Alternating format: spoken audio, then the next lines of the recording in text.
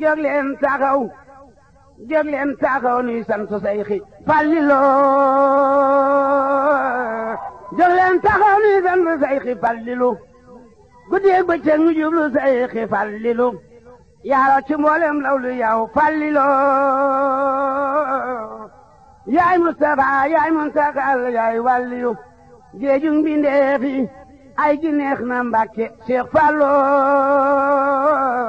Mbàkke bu soobe la kii mooy njiite mooy wasila lor dem na xewal yi baawaan dootu Cheikh aban ko sopp Cheikh Fallu xewal wër la lor dëddu la loo wax borom nguur ga gaaw koo def ne yaay ko juboo waadu diwaane seen mbooloo ma xam nañu la bayti wilaayati yaa yor fon na mag boobu wér sëriñ nga yaa jiite mboolem ku ñu waliyu la Fallu la yàlla faale nan ko faale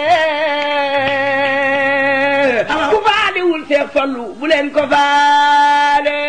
fam nga jumaa ji xàll yoonu Mbàkke sengul daagul dugal tariixu laay Alaaji Fallu yaay Rasulullaay dem nga fa Makka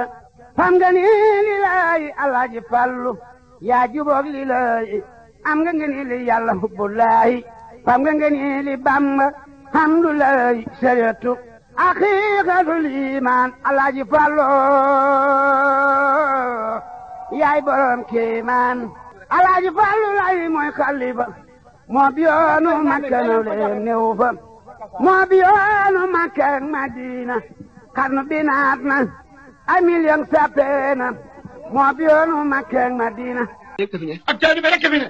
leneen ñëw fi kon nag man fii ma ne kon nag ne moom fii mu ne du ma doom ji bëgg doon bàyyi ba nee du doom ji bëgg doon bàyyi ba ndax amul bàyyi ndax amul bàyyi mun tali bu Cheikh yi ndax mun tali nee du taalibe bëgg Cheikh tam maa ngi fi rek